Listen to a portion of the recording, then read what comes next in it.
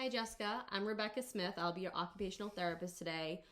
So I heard that you were reaching out for help for your daughter who you find is having some sensory challenges. So I have this assessment today, and this will be the first step to figuring out how we can help your daughter.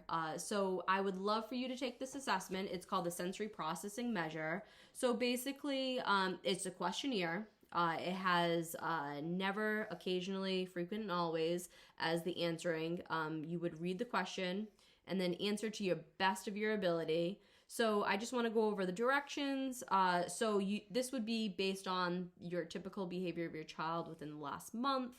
So never is the behavior that they show, they never or almost never show. Occasionally would be the behavior that they sometimes show.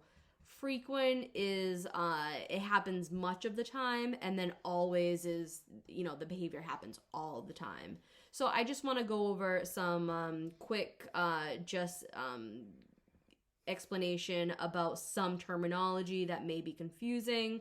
So there's several questions that have the word distress in it. So I just want to go over some verbal and nonverbal explanations of what distress is. So some verbal explanation expressions would be like whining, crying, yelling. Some nonverbal would be like, if they were gesturing, they were withdrawing, they were pushing you away, maybe some grimacing, and maybe some striking out. So just keep that in mind when you do this assessment. I'll give you plenty of time to do it, and just do the best you can, and let me know when you're done. All right, thank you. All right, so it looks like you're done with the assessment. Thank you so much. So let me go and do all the numbers. I have to count up some things, and then I'll come back with the findings, okay? Okay, thank you. You don't need to. All right, so that was some quick math. So going over the math, I basically have to add up all of these little coverts over here, and it comes up with a total. So I interpret it, I translate it into the scoring sheet. So we'll just go over the scoring sheet now. So basically your child, we'll go over each one of them. So the first item is socialization. So your child is scoring a 22. So looking at the T-score and the percentile, it looks like your daughter is ranging in the area of some problem range. Looking at visual, she's also in the problem range. I would say hearing is still at an 18, so that's almost on the line of having a definite dysfunction. And then the rest, it looks like her touch, so being able to touch things, feel things, that is intact. Her body awareness is some problem range, and then her balance and her ability to play is fine.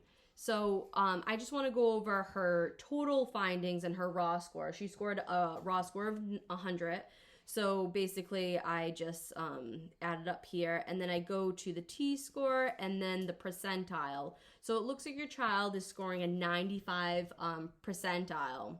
So looking at my bell curve I have here, I'm just going to go over what that means. So at 95 percentile, in other children like your daughter, she's scoring right here. So this is showing some problem areas, but she's definitely she is showing that she's like this 5% of children that are scoring higher than her, and then the normal range would be at 50. So that's where she's at right now.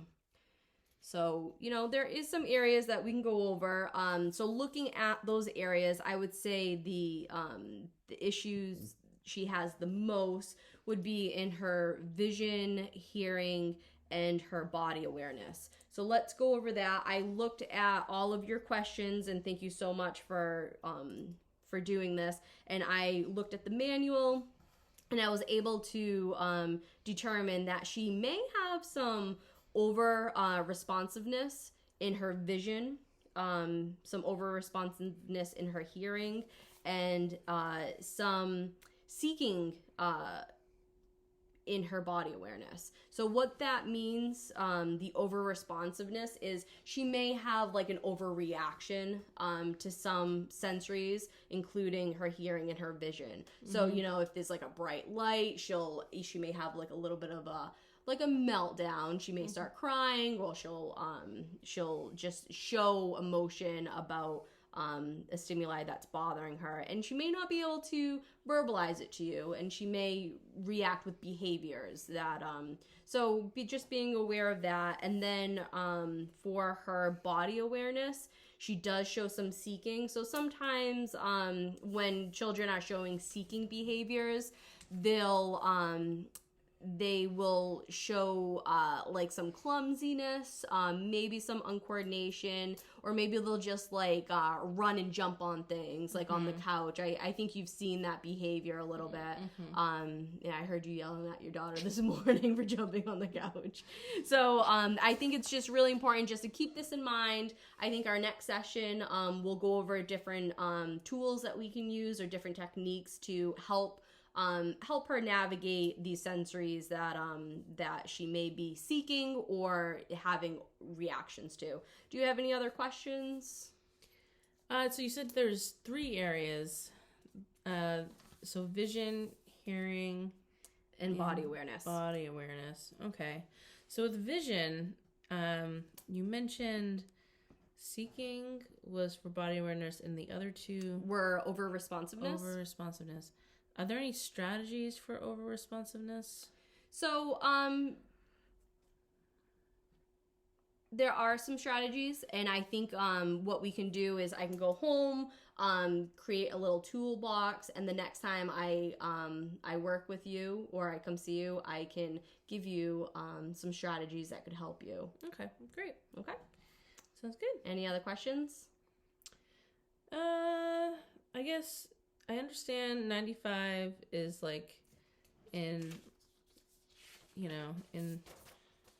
the some problem range. Like, working with her over time, like what would be like the ideal range? So a typical range like would progress. be, so it's not necessarily that we are trying to fix your daughter. Right. I think we're not going to fix her sensory processing. I think giving her strategies to navigate and to help her, with some emotional regulation, help her understand what her body wants and what her body needs, and maybe maybe avoid dark bright lights, or maybe avoid loud noises. So giving her strategies to maybe know, like if you're going to a parade, maybe wearing some like headphones or something just to like muffle it down.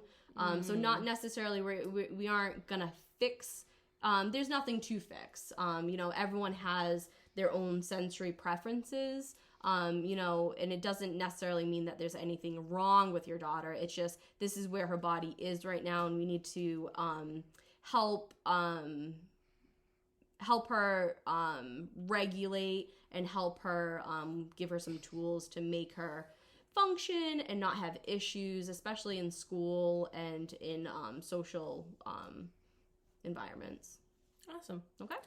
I appreciate this. Thank you. Awesome. Thank you.